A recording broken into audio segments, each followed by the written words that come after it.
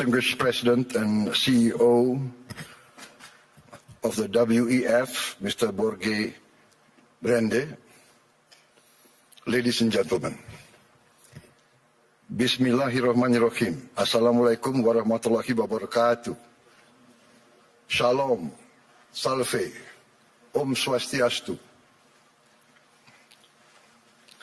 Ladies and gentlemen, we gather here in Davos at a time of great uncertainty, a time when wars continue to break out, a time when trust between nations, between institutions, between peoples is fragile.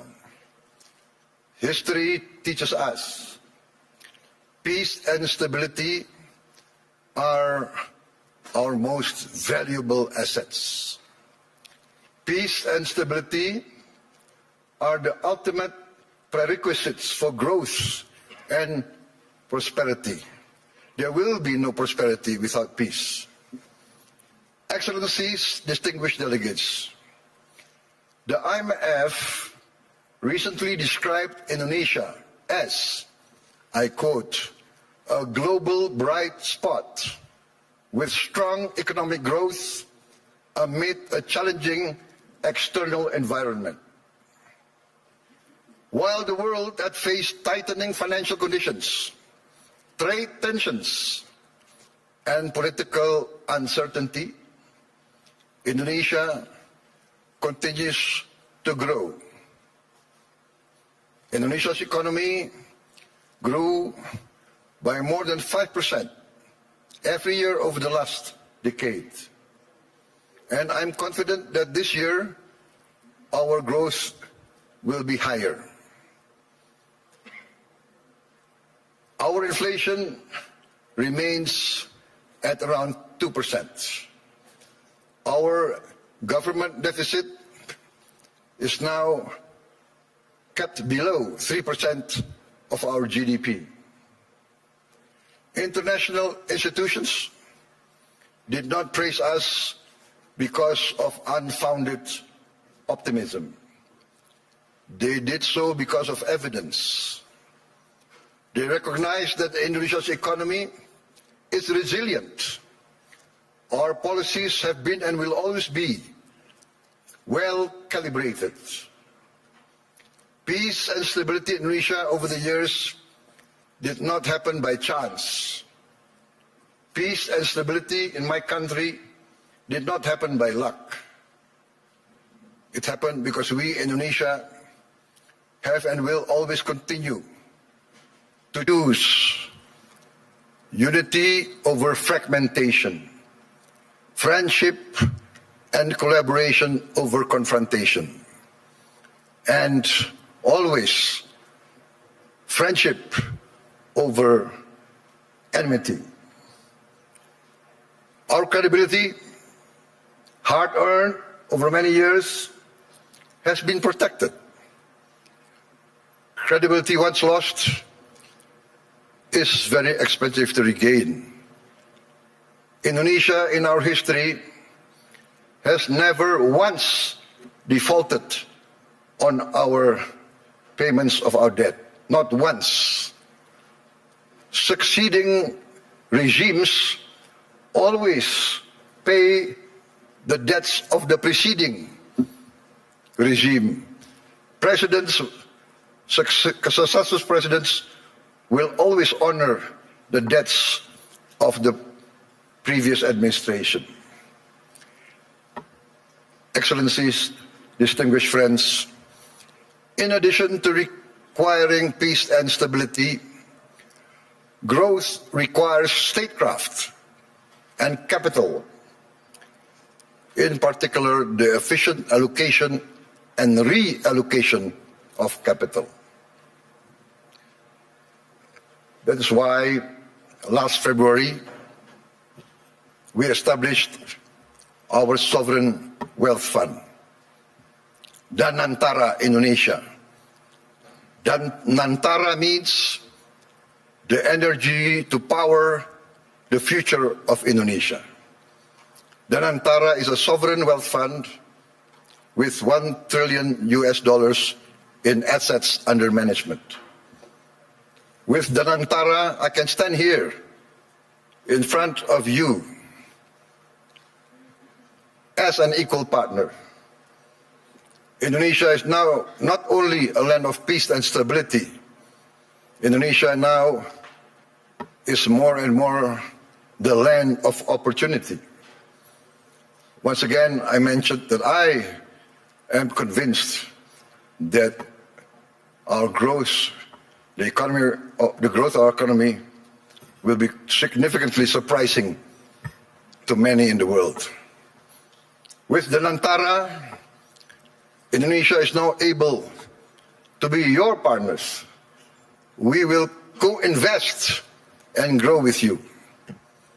Danantara is established to finance and co-finance the industries of the future.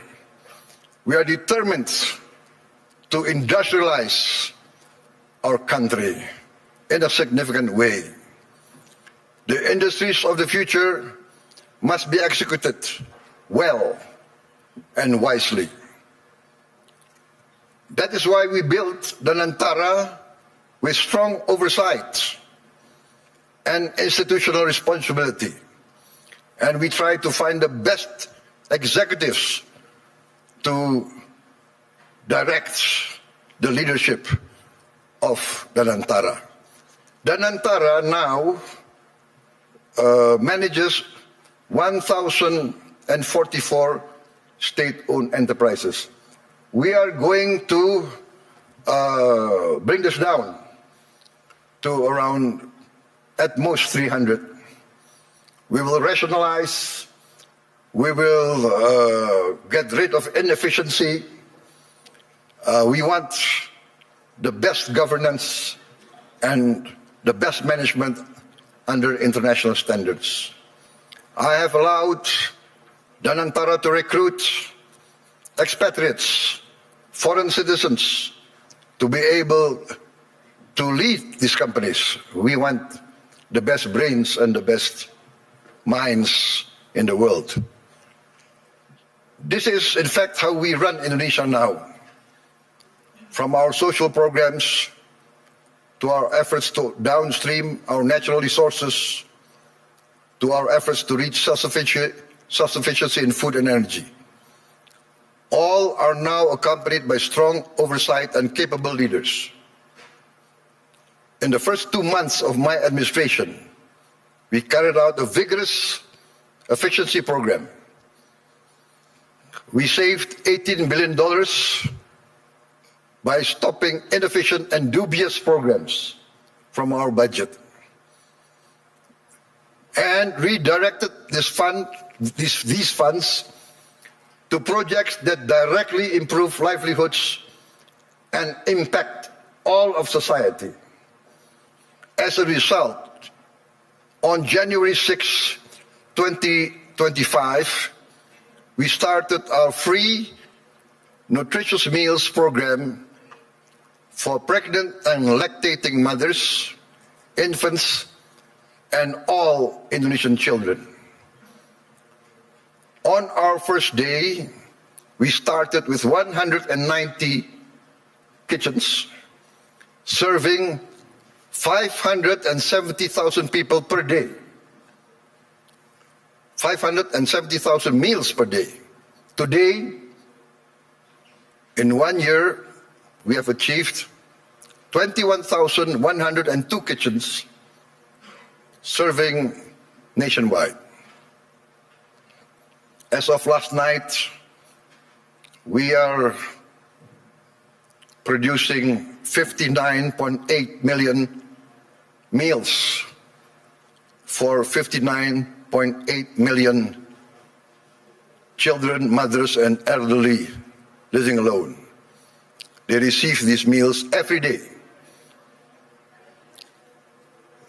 To put this into context, in about a month's time, we will surpass McDonald's, 68 million meals a day.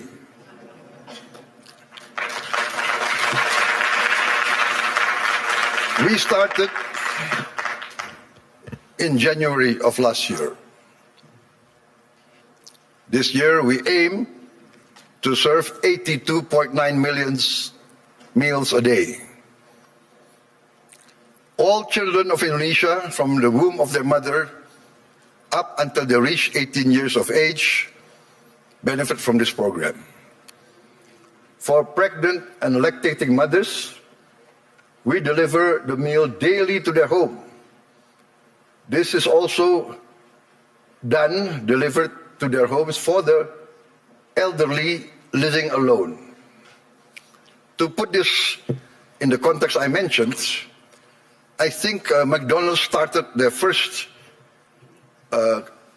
kitchen in 1940. To reach 68 million, it took them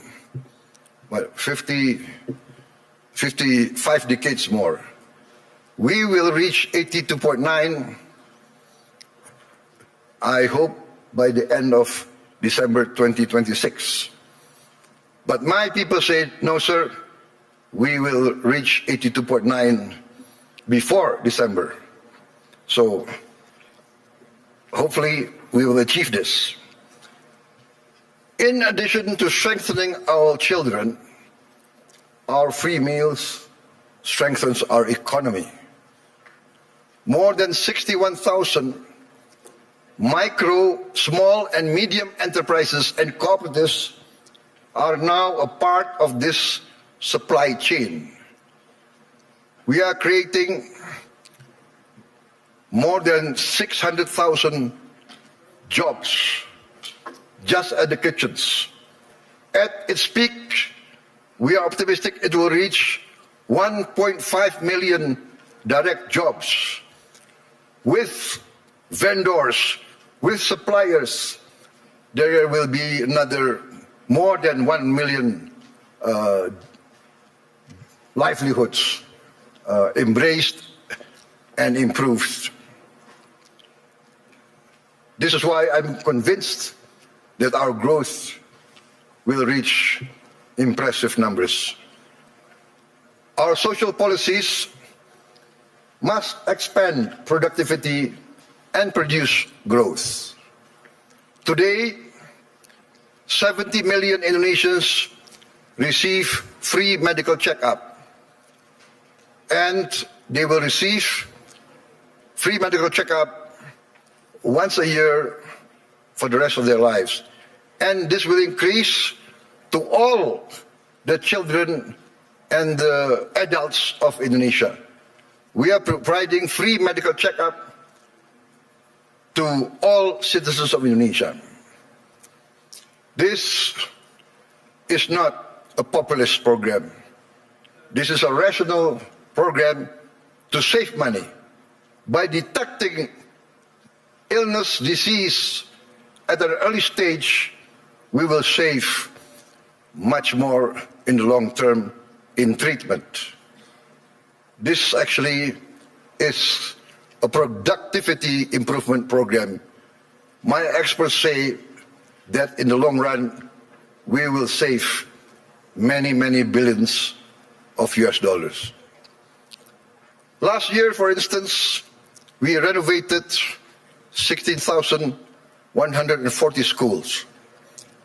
We equipped 288,000 schools, each with one 75-inch interactive flat panels as part of our digitalization of our education program. Next year, in this coming year, 2026, we will add another 1 million of these interactive smart panels so that every school will have at least 3 to 4 classrooms with these panels. And we hope within 3 years, all the schools of Indonesia will have at least 6 classrooms with digital interactive panels. That means that I, for instance, in Jakarta, I can drop in on any school of Indonesia, and I can see the quality of teaching of the teachers. I can see the reaction of the children. And in the first weeks, we see the enthusiasm of the children, the enthusiasm of the teachers, of the villagers. Many of them cry when they see the panels coming in. We get messages, Mr. President, in the entire history of this village, we have never felt that the central government knows about us. This is the first time we feel that the central government cares about us and is now in our village, is now helping to teach our children. This is, for me, heartwarming, because what we are doing is we are empowering the future generation of Indonesians.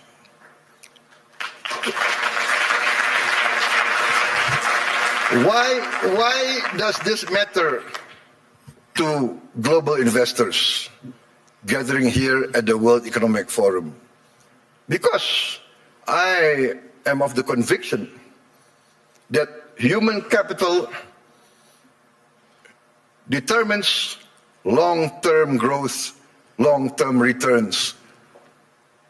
Human development, human resources is the key to a thriving and successful nation. Lack of education is the path towards failed states. No country can hope to be stable and prosper if its people are illiterate, if its people are not able to keep up with modern science and technology. In addition, this year we will increase the renovation. I'm determined to modernize and renovate 60,000 schools. I'm also building 1,000 schools, what I call integrated, comprehensive schools with modern facilities, with modern laboratories, 1,000.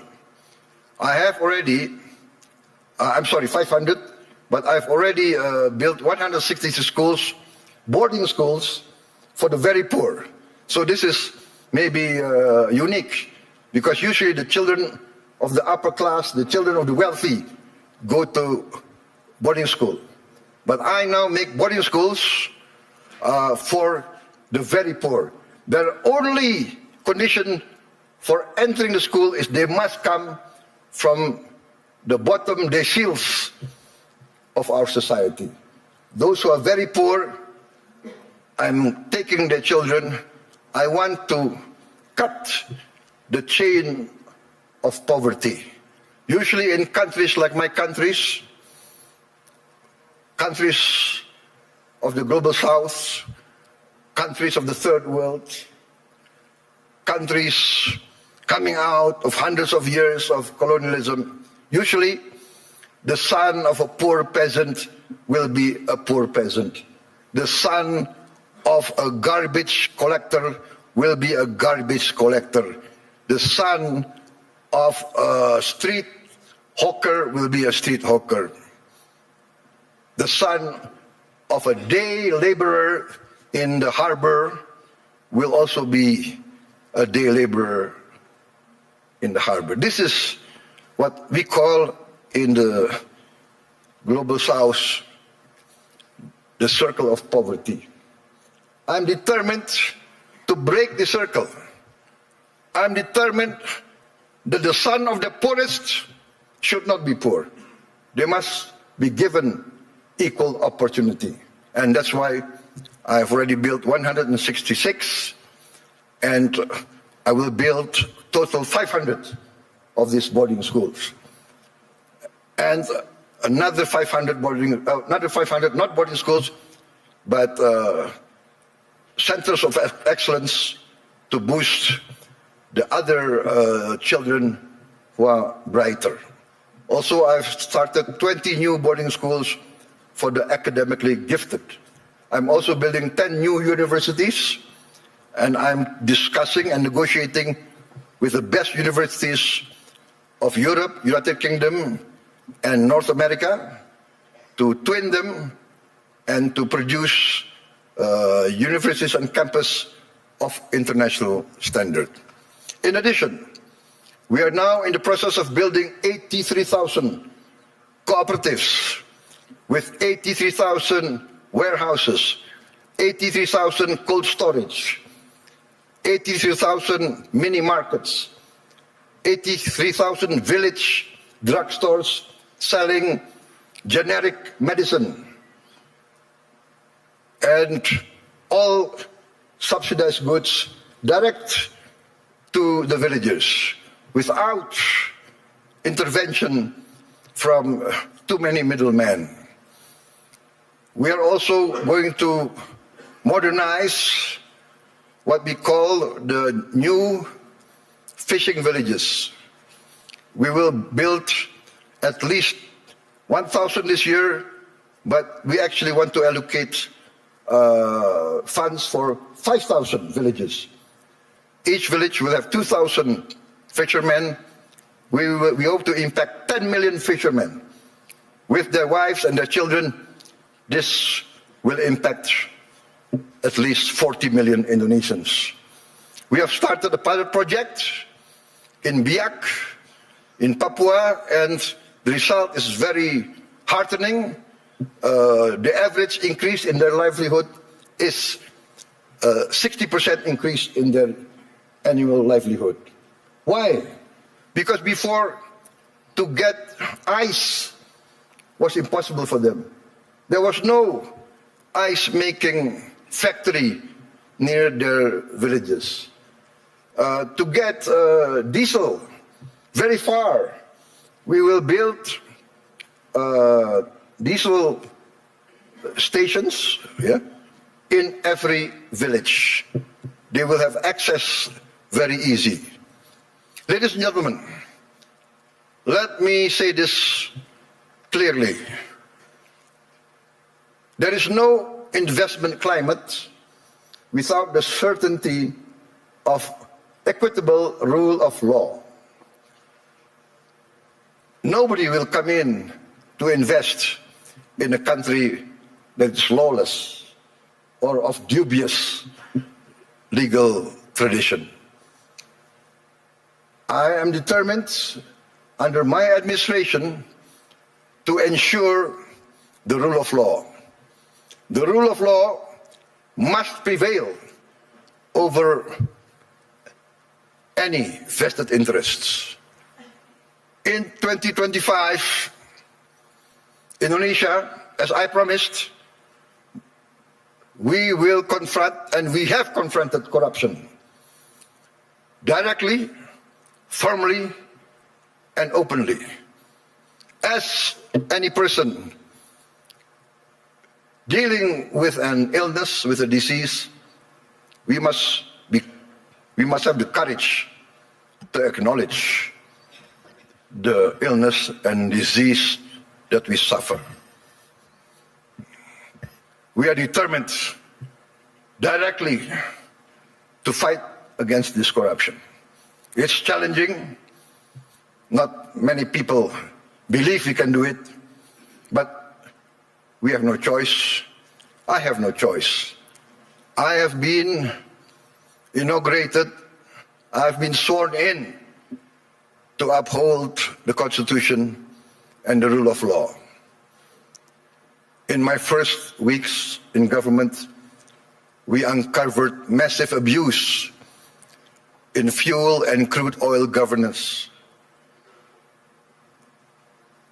In all sectors of the economy, we found illegality, illegal practices. In my first year of administration, we have already confiscated 4 million hectares of illegal plantations and illegal mines. It is amazing. I call this not free enterprise. I call this not the free market. I called it openly greedonomics, the economics of greed, the economics of rapacious practices. Maybe in many of your countries, there was a period like this, a period of the robber barons. I have confiscated 4 million hectares, but 2 days ago, I led a cabinet meeting by Zoom from London, and we decided to confiscate or to revoke the licenses of 28 corporations which had licenses over 1.01 million hectares.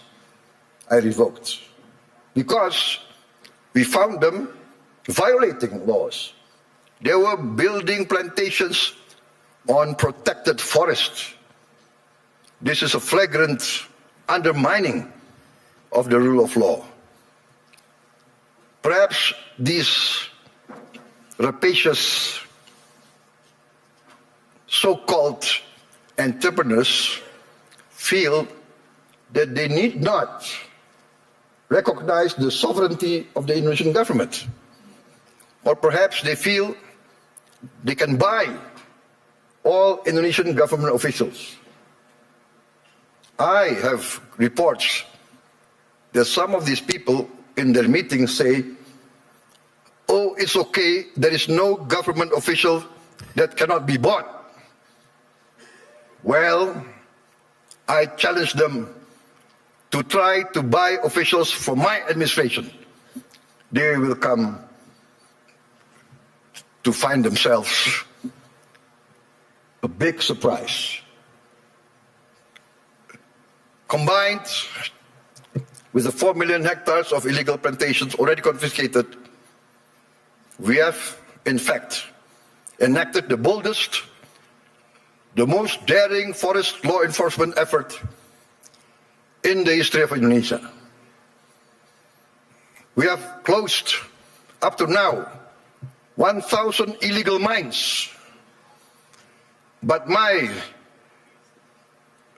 staff, my people report to me, sir, there is at least another 1,000 or more. There could be as many as 666 corporations that violate the law. So I say, what can we do? We can only have the courage to enforce the law. There can be no compromise. There can be no turning back. My people demand this, and we are determined to serve our people in honesty. We are determined, I am determined to uphold my oath, defend the Constitution of my country, enforce the law of the land. You might not have heard our story because we are people who do not like to be flamboyant. We are low-key. We tend to be below the radar. But we are very determined in our effort to keep up with the rest of the world. You might not have heard this story, but extreme poverty in Indonesia fell to its lowest level in history. I'm determined in the next 4 years we will eradicate extreme poverty and we will bring down poverty as a whole. That is my mission in my life. That is my mission in the remaining years of my life. There is nothing more honorable. There is nothing more satisfying than bringing down poverty and bringing down, eradicating hunger. There is a saying I learned from my elders. One of my elders, very wise man, very honest political leader, he told me, Prabowo, the duty of a leader is very simple. The leader of this country, if you want to be leader of the country, you must work so that the poor and the weak can smile and can laugh. Very simple. What does that mean? If the poor, the weak, can smile and can laugh, that means they have hope. That means they see a future. That means their livelihood is being improved. So that is my mission now, to make the poorest of Indonesians, the weakest of Indonesians, smile. I think part of this is we must combat corruption, manipulation, malfeasance. Ladies and gentlemen, a few days ago, I was surprised myself. Gallup poll and Harvard University found that a research survey of hundreds of countries found that Indonesia, the Indonesian people, is the most happiest people, the most flourishing country in the world, with the people the most optimistic. This is a bit heartening, but for me also a bit sad. I know my people. Many of them live in shacks. Many of them do not have clean water. Many of them do not have bathrooms. Many of them eat rice with salt. And yet they smile. And yet they have hope. We also achieved self-sufficiency in rice. The first time in many, many years, our rice production is the highest in the history of Indonesia.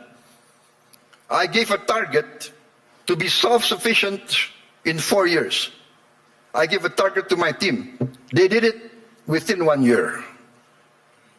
I am convinced in the next 4 years, we will be self-sufficient in the other food products. Corn, sugar, protein. Excellencies, distinguished delegates, Indonesia does not fear economic integration. We are a trading nation for hundreds of years. We conclude now trade agreements not because it is fashionable, but we consider it necessary. We believe in the concept of win-win. Last year we signed free trade agreements and comprehensive economic partnership agreements with Europe, with the EU, Canada, Peru, Eurasia. I have just visited the United Kingdom to sign our new strategic partnership. Also an economic growth agreement. And we hope next year we can conclude a comprehensive economic partnership agreement with the United Kingdom. This is part of our strategy to deepen productivity, reduce barriers, unlock private sector growth for Indonesia, ASEAN, and the Global South.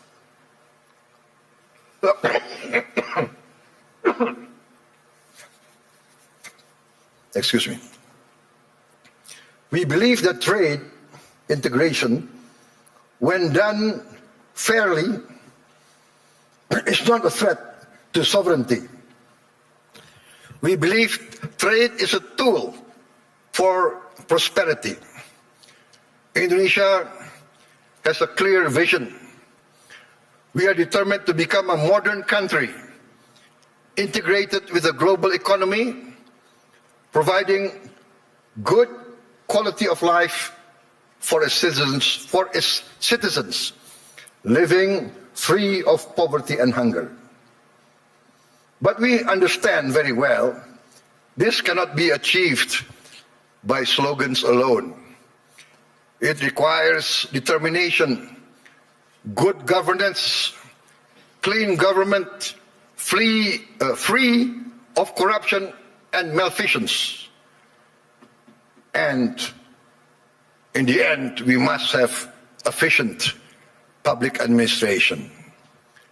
We must also enact a new culture in our bureaucracy. Our government must serve the general good and must not entrench itself in collusion with greedy and rapacious economic players.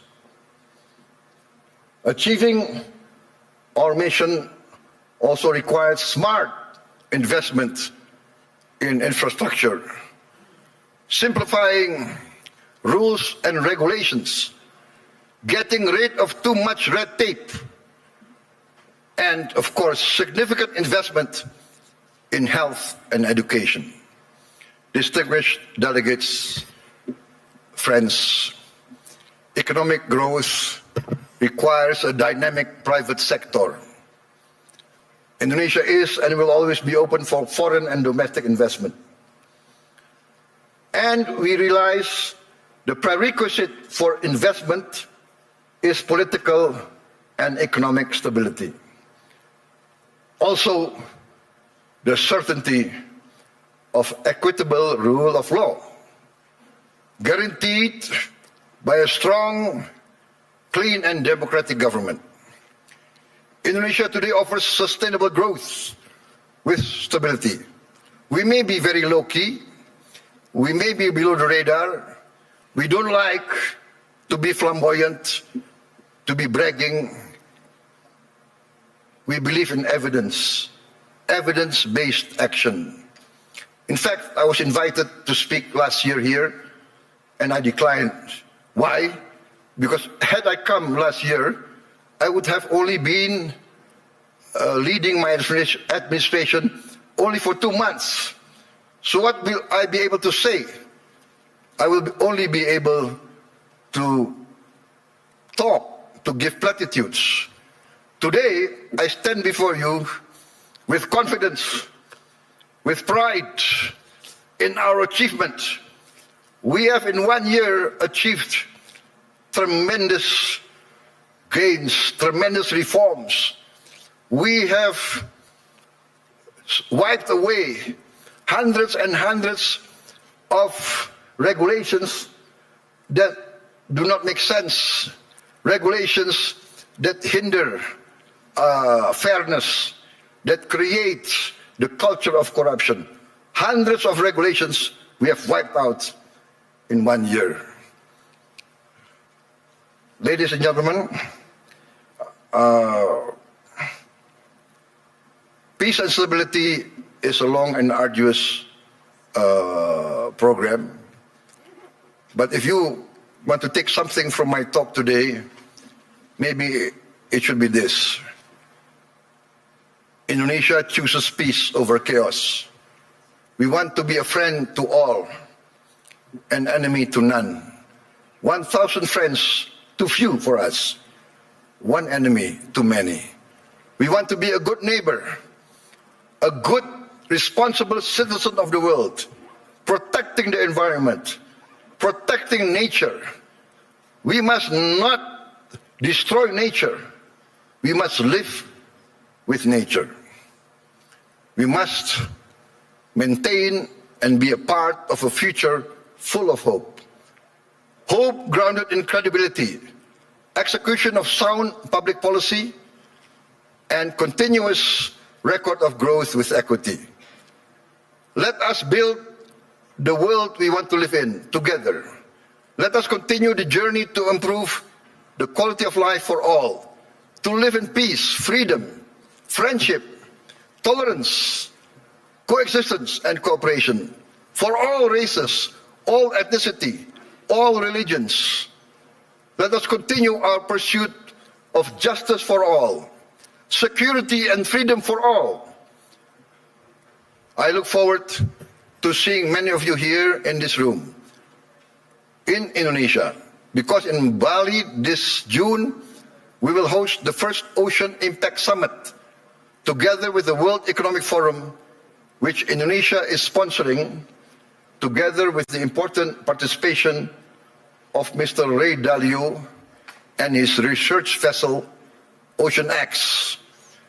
There is a SpaceX, I think, from Mr. Elon Musk, but I think Mr. Ray Dalio is one of the pioneers in ocean research. And Indonesia, being 3/4 sea, we are very concerned about the future of our ocean. Ladies and gentlemen, thank you very much for your attention. May you go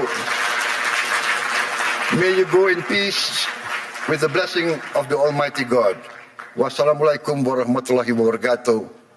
Shalom, salve, Om Shanti, Shanti Om. May peace be upon us all. Thank you.